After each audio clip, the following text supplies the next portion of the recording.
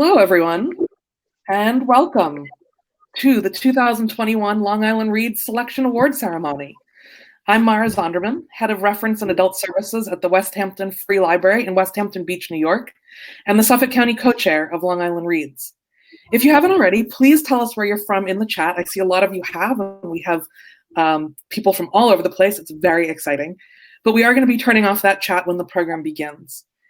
So Long Island Reads is an island-wide reading initiative that has been bringing readers together from across Nassau and Suffolk counties since 2002.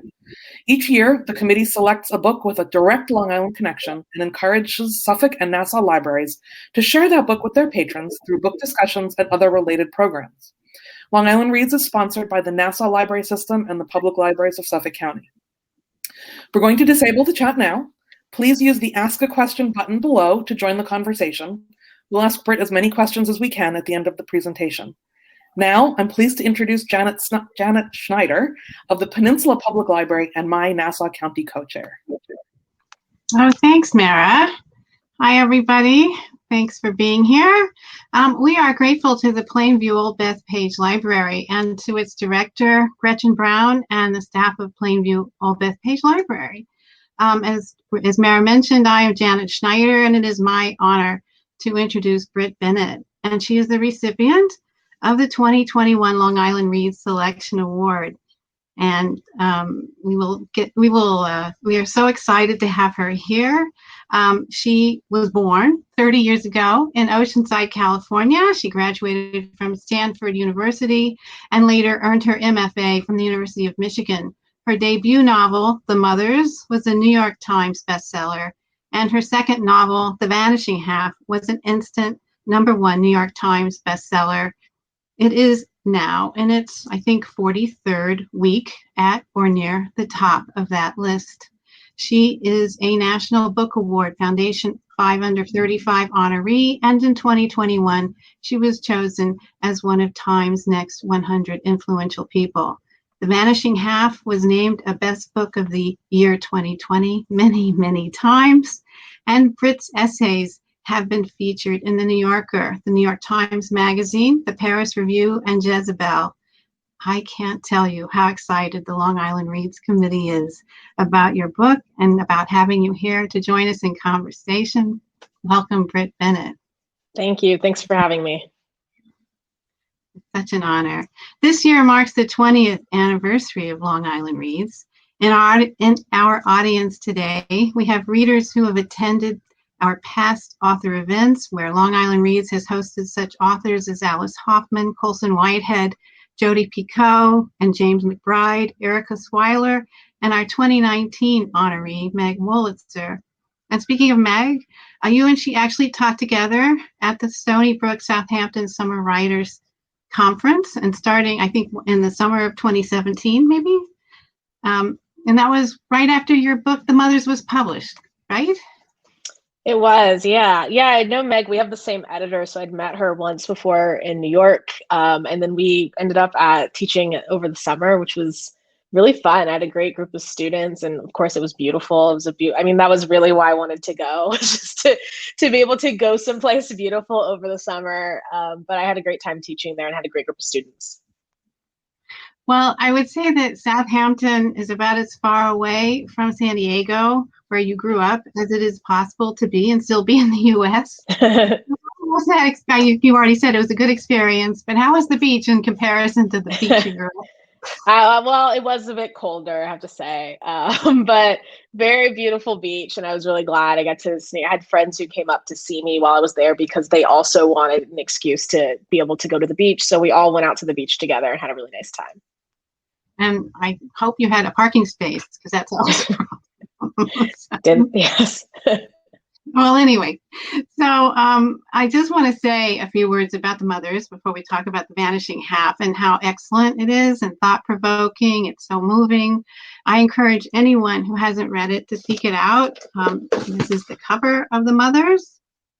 And it was something that I encountered working on a best book committee for the American Library Association. And when you're in a room with 12 librarians from across the country and they all are sighing that sigh of joy when you find such a and then, unexpected, a new talent. That's the sigh that we heard that day when we were talking about the mothers. And it was just it is a phenomenal book. And the things that matter to you, I think, as an author, and you can certainly fill this in, but our family dynamics and family history. And I just, go on a little story. Around the same time as the mothers came out, remember suddenly everybody was talking about DNA. Well, I got a ping on my email from 23andMe, and it turns out I have a first cousin I never knew about, of all places, or coincidentally, in San Diego, California. And my aunt, who followed the fleet. Anyway, my aunt had been pregnant in the 1960s and had given the baby up for adoption. And no one in the family, no one knew about this. And it's that choice that my aunt made, that makes me think to this day about the mothers and how you go there and how you write about the choices women make and how they have lasting consequences, first there and now in The Vanishing Half. And also how sisters don't know everything about each other, but they know your core identity, and about mothers and daughters, and how mothers are mothers and daughters are daughters. So in The Vanishing Half, an overall theme of the book is self-determination, deciding who you are, what you gain and what you lose by deciding to be someone else. Can you talk about how your characters, how you as an author sort of didn't judge your characters and develop them with sort of an omniscient point of view, and it allowed you to really get inside. And I just wondered if you speak about that a little bit. Sure. I mean, I think to me that was one of the biggest things I was thinking about with The Vanishing Half. And I think with the mothers also was wanting to write about characters and their lives in intimate ways without being judgmental. And I think part of that is just because I don't think that writing is interesting when it's judgmental. I think that's like the least interesting way that you can talk about somebody is from a place of judgment. And of course, we all do it. It's like a very natural thing to do, but it's not exactly interesting. So I knew that that was one reason why I wanted to avoid that. I knew that my writing is not interesting when I'm being judgmental. And I wanted to mostly think about these characters that are making big decisions that affect their lives and affect the lives of their children and future generations of their family. And to think about those choices that they're making without judging, and thinking about it insofar as how does this choice end up changing this person's life? How does it change who she is at her core? How does this choice cause these ripples throughout, her life and the lives of the people to come after her? Well, it's got such a universal. I mean, everybody can relate to both of these books. And in The Vanishing Half, what I think you do so brilliantly is that the characters are so complex and layered. And who was your favorite character to write? Did you have a favorite? Yeah, it's a tough question, I think. But I think the characters I think I probably enjoyed writing the most. I really enjoyed Early Jones, who's, this bounty hunter character who's just a fun sort of character, I think. I mean, he's so different than myself. And those are the characters I think I enjoy writing the most. So it was fun to write this person who's very guarded, but also very tender deep down. There's something about that combination that is just really moving to me. And he was a character who felt like he arrived to me fairly formed. And I think kind of the opposite end of characters who are very different than me maybe is somebody like Kennedy, who I also loved writing. She's the character that I would say readers love to hate. But I had so much fun writing her. I think her voice is so energetic, and she has this energy to her that's really fun. And at the same time, this is somebody who just kind of blusters through the world in a way that is constantly getting on the nerves of people around her. And I think it's fun to write characters who behave badly. I think there's something really pleasing about that as an author. And we all know people like that. Like Kennedy. Sure. She is such a she was a great character. And I just, can you talk about how you name your characters? Where do you get your ideas? Yeah, well, I think it depends. So Early, that was a name that I had stumbled upon in some type of family research that I had done. My mom is really into ancestry stuff. So So that was like a name I'd stumbled upon that was somewhere in the family that I just thought was a really cool name. And it felt right for this man who's kind of has no roots, and like the idea of him having a name that doesn't really sound like a name, that just kind of felt right. And then other characters like Desiree and Stella, I knew I wanted names that kind of spoke to their personalities a bit. And, Desiree is the one who's very stubborn and willful, and Stella's the one who's a bit more distant and dreamy. And I didn't want to do the twin, like, alliterative name thing. I have a sister who also has a B name. So we have the double B name that we both had, and then the two of us having double B names. So I wanted to push against that. I didn't want it to be like Desiree and Donna or something. I wanted their names to sound different and speaking to the fact that they are going to be very different people. So sometimes it's a mixture of, sometimes it's a name that I see somewhere in the wild and I just really like. Other times it's, I really want the name to sound, even someone like Jude, I wanted her name to sound apart from the other names in the book. So she has this name that's just one syllable, I wanted it to feel and sound different than the other characters, because that speaks to the fact that she is this character who's isolated in a lot of ways. Well, I was wondering if I could read one thing which kind of speaks to what you're saying and ask you about this. It's on page, I think 135, and it's when Rhys or Teresa is riding across the country and gradually shedding her original identity, her original identity, and becoming Rhys. And in the end of the first paragraph of chapter 5, the last sentence is, "How real was a person if you could shed her in 1,000 miles?" And I just, I think that's brilliant. I mean, the whole book is brilliantly written, but there's such nuggets of wisdom and beauty in your book. So I wondered about what your experience was with the trans. If you want to speak about the transgender community, are you friends with a drag queen? How did you do that research? I mean, was that something that was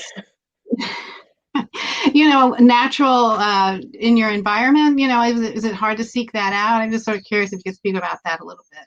Well, I think for Rhys, for that section that you just read, so much of what I was thinking about with this book was the nature of performance. And for me, Rhys is a character whose journey, although he's a character who undergoes physical transformation, he's not performing in the way that somebody like Stella's performing. What he realizes in that section is that the performance or the drag was when he is, wearing clothes that he has to wear to look like a woman. That to him is what the performance is. Like, once he sheds it, that is when he becomes himself.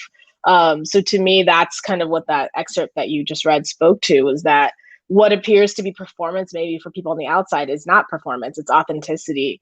And what he was doing before is actually what feels like the performance to him, that he had to perform femininity in a way that he didn't want to.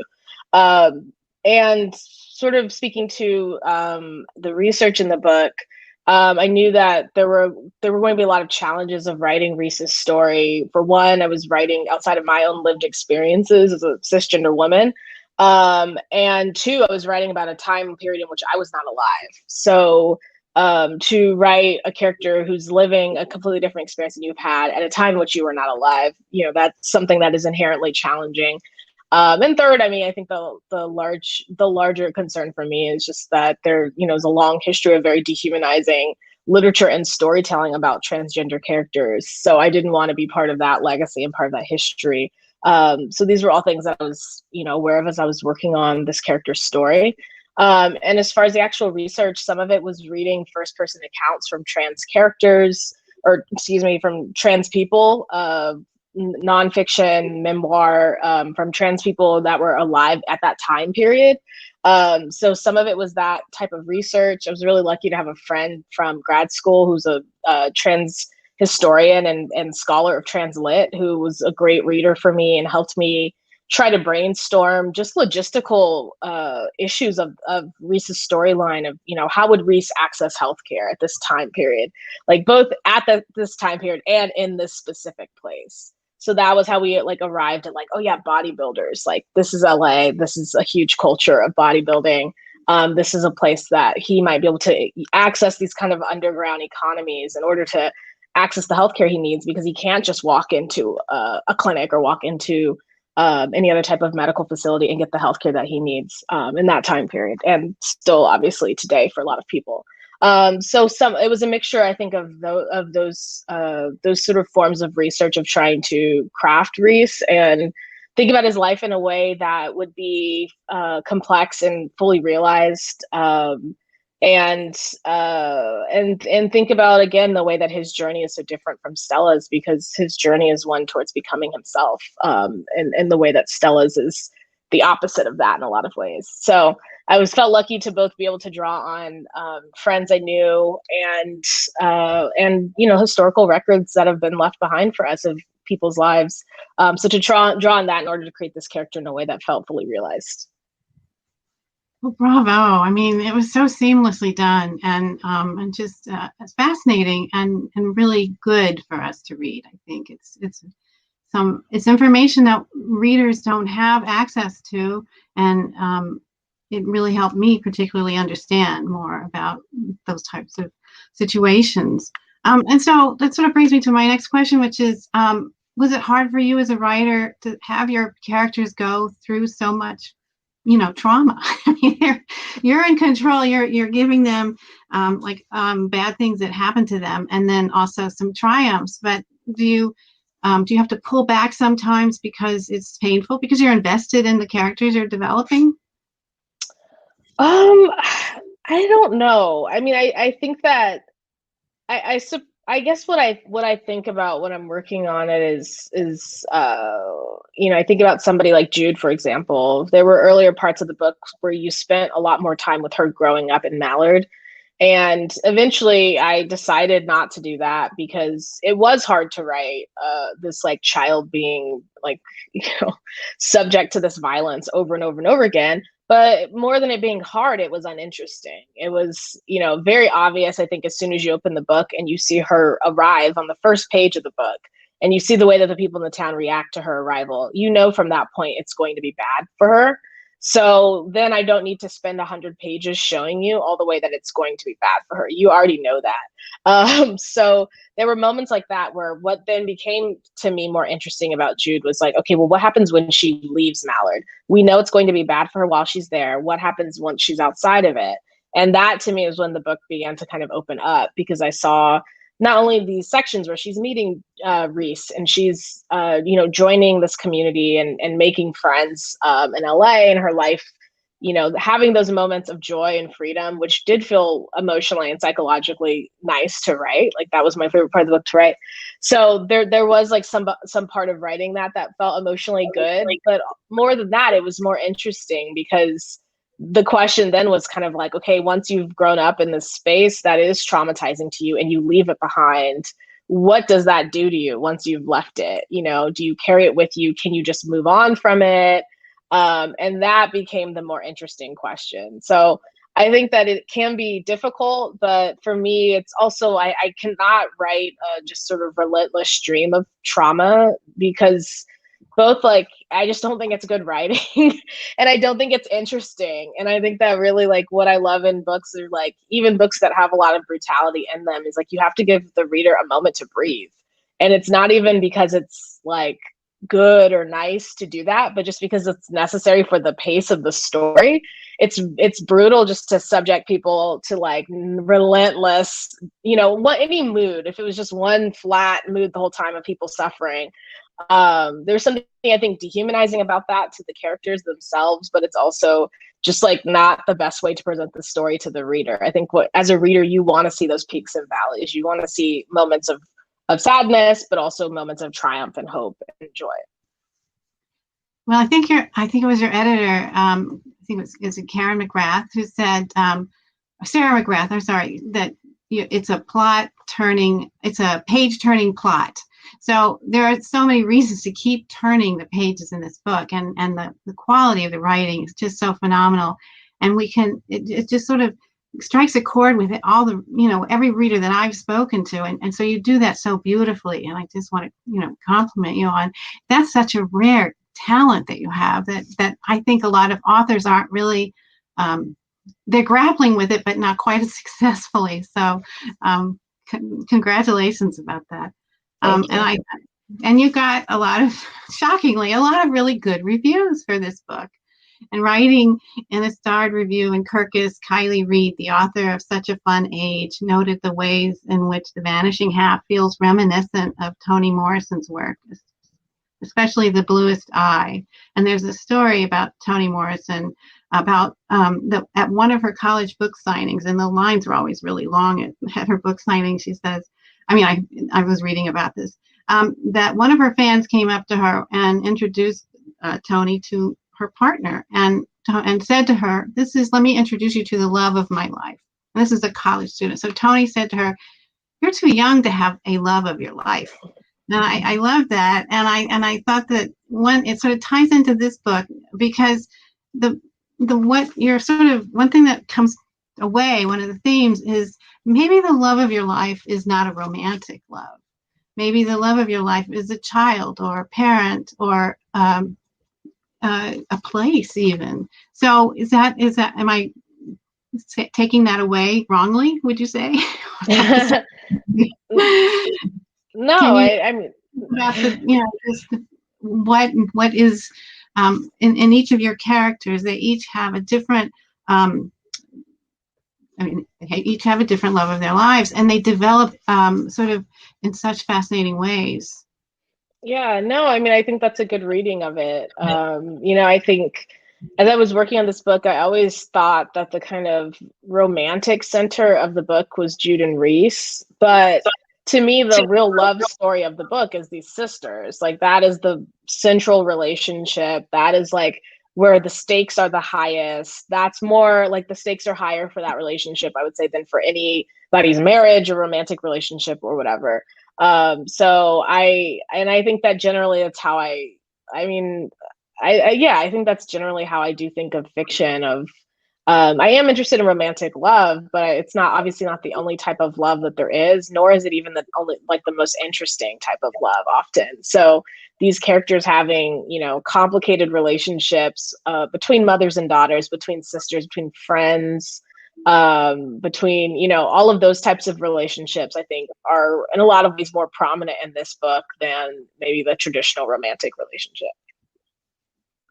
Yeah, I think, I've said this a couple of times already, that the book is just so relatable and also just so full of pearls of wisdom, and you just sort of savor each page sometimes and think about what you're bringing to the reader. So it's phenomenal. In terms of race, there's this description of the Vinez twins, their skin color, as a cup of coffee steadily diluted with cream. And that imagery is so precise. Would you tell us about the town Mallard, and that is, the setting of the book, and how you came to write about this fictional town? Yeah, the town came from a conversation with my mother, who is from Louisiana, and she was telling me about a town that she heard about when she was growing up there. That was a town of people obsessed with skin color and obsessed with their children being lighter than them. And it immediately struck me as something that was very disturbing, but also really fascinating and potentially the setting for a novel. And I began to think of it over time as almost like a eugenics project or some type of attempt for this population to kind of genetically engineer its own population toward lightness. And I think the twins are kind of considered the ideal in this town. They are like the success of the social experiment is what has been borne out in their skin. But at the same time, they both react very differently to the rules of this town and in ways that are both unacceptable, but in different directions. Stella decides to pass for white, which is against the values of the town, which is that, no, you're light skinned, but you're black and you live here. So she decides to pass for white and leaves the town. And that's this transgressive act. And then Desiree, in a way that's perhaps more transgressive, decides to marry a darker skinned man and ends up returning there with her dark skinned child.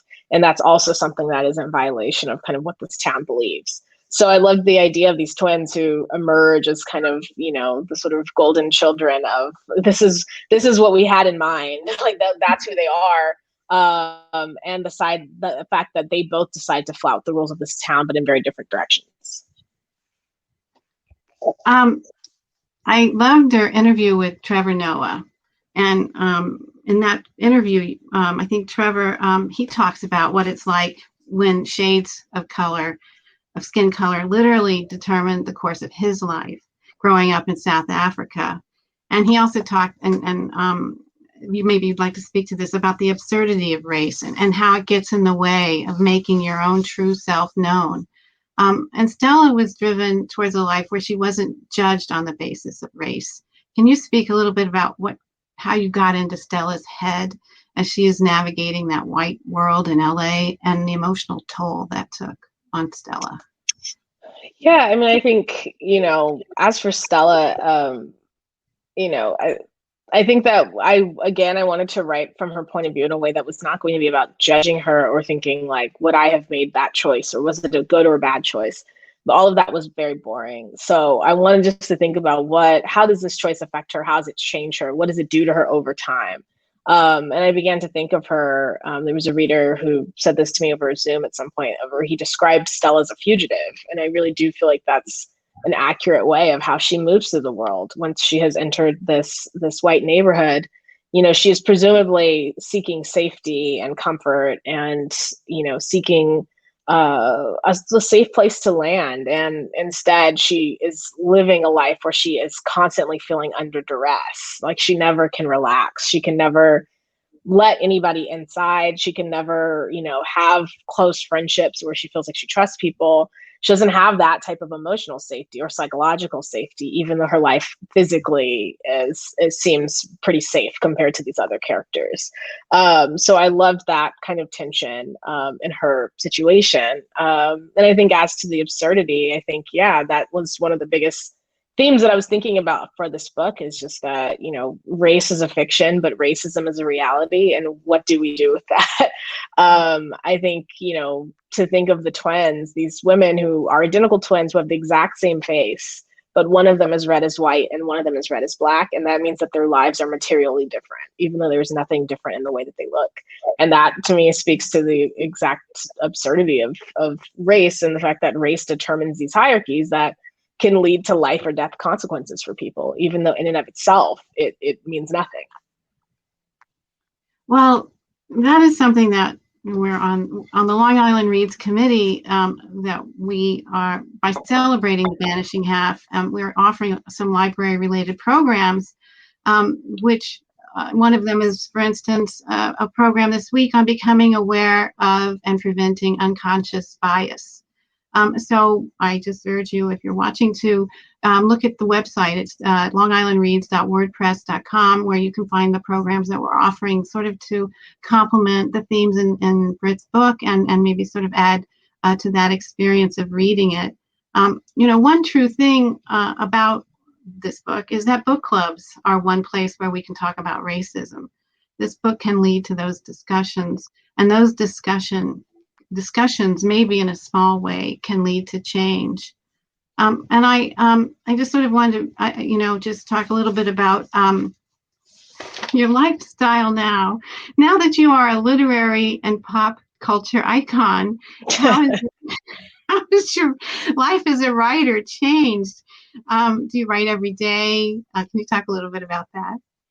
I try to write every day. I think the biggest way that my life has changed is just being on Zoom so much. And I think that's probably true of all of us, So I think for me, what's been strange about this book is just experiencing all of the craziness surrounding the book during quarantine, which has meant both that, being able to do something like go on Trevor Noah, but from my apartment, so feeling like things are happening and seeing the book go around the world, being able to do international press, but me still being exactly where I've been for the past, year or whatever. So I think that's been the strangest thing. And I think for me, I'm trying to continue to write, trying to just kind of clear the headspace to do it. I think reaching the point of the pandemic where my productivity has definitely slowed. And I imagine that's probably true of a lot of us right now. So trying to keep going and find ways to move forward in my projects, but also trying to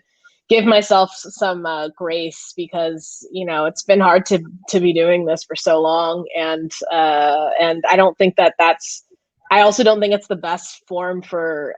Obviously, there's nothing about this pandemic that's conducive to anyone's lives, but I think especially for writers, I love being able to travel and just talk to people and experience different things and not just like the walls of your home. So hoping that as we all get vaccinated and the world continues to open up a little bit, that I'll be able to fall back into my usual rhythm. Well, we can't wait to see you in a bookstore soon, or whenever it's possible to see you there. And I wonder if you could, just before we open it up to more questions, talk about what's happening with HBO. Are you executive producing the TV series? Can you tell us a little bit about that? Yeah, so I am an executive producer. I'm not writing, I'm just creative producer. And it's been really fun so far. We're still at the very beginning of the project. We don't have a screenplay yet or anything. So we're still early on. But we have a great team together and the ideas are really exciting to hear. And it's very fun to hear other people talking about your book and their ideas for translating it onto the screen. And the fact that I don't have to do that heavy work of translating it and I can be supportive and cheer them on and offer my feedback. To me, that's a really cool place to be. So it's been really exciting and I'm looking forward to seeing what they cook up. Well, we can't wait to see it. And do you have like casting approval? I don't think I do. I don't think I do. But I know that the good thing about HBO is that, obviously they make great television and there are lots of actors who I'm sure would be dying to work with them. So I'm hoping that, we'll be able to have some great talent of people that, established stars and maybe even some newcomers that haven't had a star turn yet. It's really exciting to think that this project could launch careers or could, just bring some of our favorites back to the screen. So I'm really excited to see who ends up joining the project. Oh, wow. Well, thank you so much for talking to me. And I think now my co-chair, Mara, is going to come back and ask some questions to sort of share some of our questions from the viewers and other readers out there. Yes, we have lots of questions, actually. The first question that I just want to get out of the way is how you pronounce the twins' last name. In my head, it was Vignes, but then I listened to the audiobook and it was Veens. Oh, yeah. I mean, I don't honestly. Maybe I'm punting. I don't really care how people pronounce it. I've heard Veens. I've heard Vignes. I think that's probably the way that you would pronounce it if you were from where they're from. But however people want to pronounce it, I think is fine. That's fair. A lot of our watchers are interested in what you are reading that you might recommend. What have you read recently that you'd recommend? I think books that I've read this year that I really have enjoyed. I'm currently reading the final revival of Opal and Nev by Donnie Walton, which is a really fun oral history of a rock duo from the 60s. And that book is really fun. And I also recommend the audiobook for that because they have, all the different voices and accents and characters. The actors are really good. So I'm enjoying that right now. Another book I really love that just came out is A Little Devil in America by Hanif Abdurraqib. And it's a book about it's a book that celebrates Black performance in lots of different iterations, from like the more obvious of singers or actors, and then there are other sort of forms that are a bit more subtle. But it's a really beautiful book. It's beautifully written, and it's the type of book that will cause you to appreciate artists that you already love, or will kind of cause you to gain a new appreciation for undersung artists that maybe you haven't thought about that deeply before. So that's a really great book that I also recommend. What about your favorite authors or authors that inspire your own work? Yeah, I mean, I think some of my favorites, I grew up reading, people like Toni Morrison and James Baldwin, who I sort of stole from my parents' bookshelf and read as a kid. And then when I got to college, I started to read more contemporary writers, people like Jasmine Ward, Tiari Jones, Dorothy Allison, Angela Flournoy, all the people behind me on the bookshelf. I'm sure you guys can see Kylie Reid, who I really love, and Chris McCormick, Gia Tolentino. These are all writers I think that are friends of mine and also just really exciting young writers who I'm excited to continue to read in the years to come. And in terms of inspiration, again, there's some interest in your inspiration for this book in particular. People seem to want to know, was it, is there something from your own life? Of course, there's mention of Nella Larsen's book Passing. There's a mention of a couple of movies, one movie, The Imitation of Life, which I'm told is on today somewhere, 1959. And then there's a mention of Yaba Blaze book One Drop. Any of those make it into your research, or that you had encountered before you wrote this book? Yeah, I feel like Imitation of Life on a Sunday afternoon sounds right. That feels like exactly the mood in which you were watching that movie. Yeah, I mean that was a movie that was the first time that I ever really knew what Passing was my mom had me watch that movie with her when I was a kid. And one of our very famous melodramas, and that was a book that, it is adapted from the book, but the film that I never had thought about, like, I didn't know that passing was a thing that people did or could do. Like, I couldn't conceive of it at the time. So I remember watching it and being like, this is so strange. Why would this woman do this?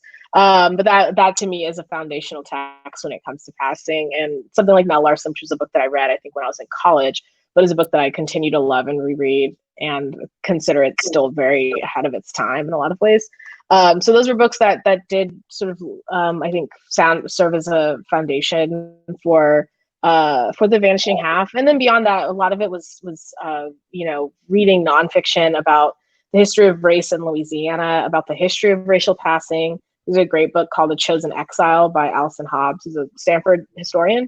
That's about the history of racial passing, and that book was really helpful for me. And I got to do an event with her for this, for the virtual book tour, which was really cool for me. A lot of people are interested in the character of Rhys and your choices surrounding including his storyline. So the questions sort of range from, why did you include that? You spoke a little bit about performance and your research there, but if you could address specifically why you include the parallel story of Jude and Rhys. And then people are also commenting that they've seen reviews from people who really disliked that character. Did you get any negative feedback about including him? Yeah, honestly, no, not to my face. I'm not surprised that there would be people who would have a bad reaction. There's certainly, I noticed that there can be palpable discomfort that people have in talking about Rhys that speaks to their discomfort in general with the idea of there being trans people. And there also, I think the feedback I get that is perhaps most annoying to me when it comes to Rhys is the people who think that Rhys being trans should have been like a conflict in the story, and they're like frustrated that it was not a problem. And my response to that is always like, well, that's because like one of my like guiding principles in this book was that like identity is not like a problem. Like the problem is not Rhys being trans. The problem is transphobia. Like that's the problem that has to be solved. But Rhys being trans is not a problem that has to be like addressed or solved. Like the problems that Jude and Rhys face as a couple is that they don't have money. Like they don't have money, and that which is what they need in order to access the healthcare that he needs. And we live in a world and a country where you need money in order to do something like that. That's the problem in the relationship. It's not that Rhys is trans. So I think those are the biggest forms of pushback that I've received about the character. I'm sure there are people that feel very negatively about the inclusion of this storyline. No one has really directly expressed that to me. And I would say conversely, actually, the Rhys has kind of been the character that readers have really loved. Like, I think as far as readers talking about characters from the book, he has been the one that people have really kind of embraced and loved in a way that I think was also surprising for me, just to see how like deeply and passionately people really love this character. So that's as far as what I have seen directly. And as far as his inclusion, yeah, I just wanted to write a love story for Jude, and I loved the idea of her falling in love with this really dreamy guy that she meets in LA. And the idea that they are both these characters on these journeys of overcoming and trying to move on beyond, the pain that they've experienced as children, growing up in places where they weren't accepted for very different reasons, but they both are trying to reach these points of accepting and loving themselves and allowing themselves to be loved by somebody else. And to me, that became like a really beautiful storyline of thinking of these two people trying to allow themselves to be loved by someone who wants to love them, and still feeling that resistance and that hesitance to trust, but how can they sort of move beyond that as a couple? And that to me became a really beautiful story to tell. And you told it beautifully. It resonated very deeply. Rhys and Stella changed their society-assigned roles, right? Obviously, Rhys as trans, Stella as passing. Rhys is empowered and finds happiness in a loving relationship, but Stella is beset by guilt and fear. Talk about that dichotomy, but then also Jude is in both of their lives. So how did you use Jude to accentuate this juxtaposition of values and transformation? Yeah, I mean, I think for me, again, I didn't want this to be a value judgment of either of them. Rhys ends up happily because he is good, and Stella is miserable because she is bad. Like, that was really lazy to me, so I didn't want to do that. But again, to me, it became this question of being at peace with yourself. And to me, Rhys's journey is one toward himself and one that ends up with him being at peace with himself, versus Stella's journey is one where she feels like she's moving away from herself and she ends up constantly at war with herself. So to me, that was the difference of who kind of reaches a point of being at peace and who doesn't. And that being based on their perceptions of themselves and the choices that they've made. I think as far as Jude, like, I like Jude being in both of their lives because I think that she is one of the least judgmental characters. Like, she's a little judgy of Stella, but not as much, I think, as maybe some of the other characters. And I think that, to me, I think also Rhys's presence in her life complicates her initial judgment of Stella, because she understands that, like, sometimes you do have to go your own way. Sometimes you do have to break away from your family and go somewhere else to be the person that you want to be. And she sees that Rhys has done this in a way that's been really good for him. And I think that complicates her initial feeling about Stella of like, oh, it's terrible that Stella did this to my mother. Because that's the way that she's experienced Stella, is like this person who's broken her mother's heart. But I think when she sees Rhys, she has to kind of like check herself a little bit, because she realizes that, like, well, Rhys also leaves behind his family and goes somewhere else to live his own life, but he does it in a way that's necessary for him and that enhances his life and that allows him the freedom he didn't previously have. And that, I think, complicates for her the way that she had previously thought of Stella as this very kind of one-dimensional sort of ghost kind of haunting the family. You talked about your writing a little bit, but was the process of writing The Vanishing Half different from the process of writing The Mothers? I think it was. I think for one, The Mothers, I wrote that book. I was working on it for, 7 or 8 years. And while I was in school for most of that time, and I was, of course, like, I didn't have an agent, like, I hadn't sold it. Nobody was expecting it. Nobody cared or knew what I was doing. And I wrote it in this place of kind of complete freedom, and I think with The Vanishing Half, I knew I felt, some pressure to kind of follow up on my first book, which had done well. And I knew that I didn't want to disappoint the people who really loved The Mothers, but I also didn't want to do The Mothers just again. I wanted to do something very different.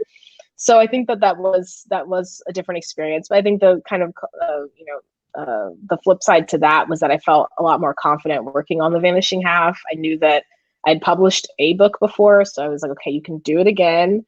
And I think I trusted myself more writing that book. And I know for a fact that I would not have been able to write The Vanishing Half if I had not written The Mothers already. Like, there's no way the order of those books could have been flipped in any way, because The Vanishing Half was just such a challenging book to put together, and I would not have been able to do it out the gate. So yeah, it was a very different experience writing both of those books.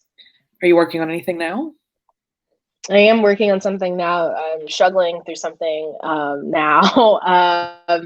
But yeah, I'm working on a third book. It's a book about music, and it's been a challenge. I think it's a very different book than those two books also. So I'm trying to be patient with myself and try to follow what's exciting to me about the world of that book.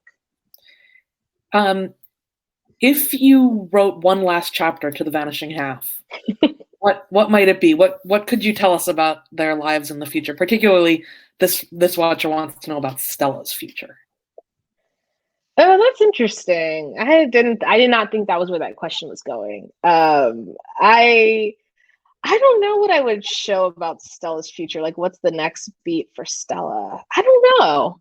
The way that I imagine that this question would go, and like what I've thought about of like a glimpse into the future, is definitely like that next generation of, what are Jude and Rhys up to in like 10 years? What's Kennedy up to in 10 years? Like how, how much are they in contact with each other? Like, do they see each other again? Like, do they have like an awkward Thanksgiving dinner? Like, all of those are things that I've kind of thought about. But I think as far as Stella and like kind of what her next, I guess I would be interested in like how her moment of revelation with Kennedy continues to change their relationship as they move forward, even as she's like, I don't want to talk about it ever again. How does that change their relationship? To what degree do they grow closer together, maybe? Or is their relationship continue to be really difficult? We kind of get glimpses of it a little bit when you see like that glimpse into Kennedy's kind of soap opera world, where you see a little bit of that relationship. But I think maybe if I was going to continue in that way, that's probably where I would go with Stella, of how does their relationship maybe continue to grow after they've had a moment of connection. So we have time for maybe one more question. One more question. Okay. I'll make it a good one, I hope. There are lots of questions still out there that I didn't have time to get to. So hopefully everybody will tune in to hear you speak somewhere else. The virtue of Zoom, of course, is that we can all tune in no matter where we are. But there is a question. One of our watchers found it interesting that the sisters' daughters have the opposite temperaments of their mothers. It's like a flip-flop. Desiree and Kennedy are more free and exploring. Stella and Jude more reserved and private. Can you talk about that decision? What was the significance of having that sort of flip-flop between the daughters? Yeah, I mean, I think that was fun because each woman ended up with a daughter who was very different than herself. So that was obviously like a fun way to kind of explore the tensions within those mother-daughter pairs themselves. Mm-hmm. Of, particularly someone like Stella, who's just so completely exasperated by her daughter, who, Stella is the one who was desperate to go to college. And then her daughter is like, maybe I'll drop out and become an actor. And that's exactly the type of thing that would just drive her completely nuts. So I love the idea of that tension, but I also love the idea of each daughter kind of evoking the missing sister in a way. And to me, that was a way, I think one of the challenges of this book is that the heart of the book and the central relationship of the book was the twin sisters, who spend the overwhelming majority of the book physically apart. So then the question is like, okay, well, how can I keep that relationship going even though these people are physically apart? And one of the ways I think to do that was to have these daughters that kind of evoked the missing sister. So even though the missing sister was not physically present, there was kind of a feeling of the essence was there. And that these tensions, like when Stella is fighting with Kennedy, in a way she is kind of fighting with Desiree. And, inversely, when Desiree is kind of, upset with Jude for leaving, she's actually upset at Stella for leaving. So there was a way that the children became kind of the, mirror image to that missing sister. And I think it kept that relationship tight, even though these characters were physically apart for most of the book. Jana, do I have time to squeak in one more question? Okay, I mean, it's okay with me. With Brit. When I tell people the book is The Vanishing Half, people ask me, what's the Vanishing Half? Or in this case, they would say, who is the Vanishing Half? Yes. So who is the Vanishing Half?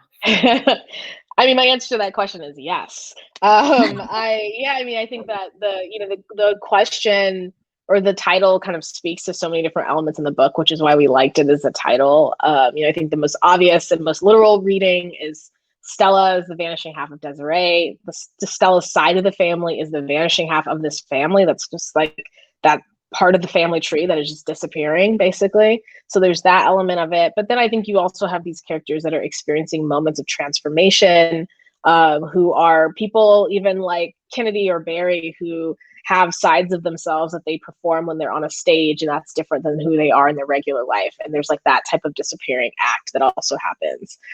So there were a lot of different disappearances, reappearances, people changing into different forms, shape-shifting. All of those things I think spoke to the title on different thematic levels. So I liked that kind of broad interpretation of the phrase, and I felt that that spoke to a lot of the different elements that I was interested in the book.